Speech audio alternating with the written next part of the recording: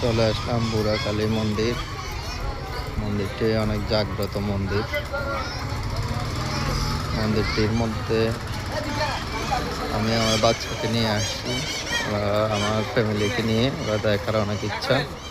মন্দিরে প্রবেশ করলাম।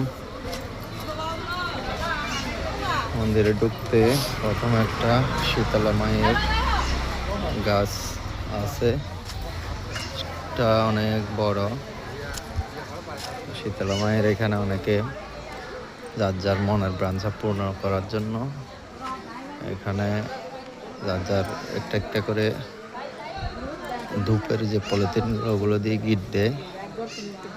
গিট দিয়ে তারা তাদের মনের বাসনা পূর্ণ হওয়ার জন্য একটা ইয়া করে।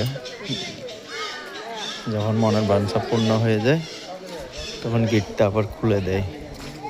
এখানে আসলে অনেক মানুষই আসে। আমাদের হিন্দুদের যেহেতু এখানে জাগ্রত কালীবাড়িটা, এখানে স্পেসটা অনেক বড়, এখানে প্রসাদ খাওয়ার জায়গা। এখানে বলিও হয়। আর কালী মায়ের মন্দিরের ভিতরে বলির একটা ইয়া দেখতেছেন, যে বলি যে হয়, যে বলির ইয়াটা আছে এখানে। এখানে বিশেষ করে বলি দেওয়া হয়। আর মায়ের মন্দির হলো তার সামনে।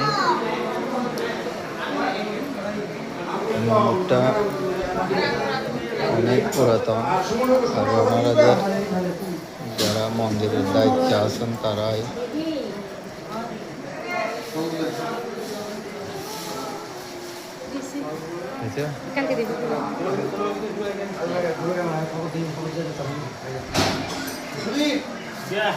আমরা দেরিতে আসাতে মন্দিরের আসলে এটা বন্ধ হয়ে গেছে।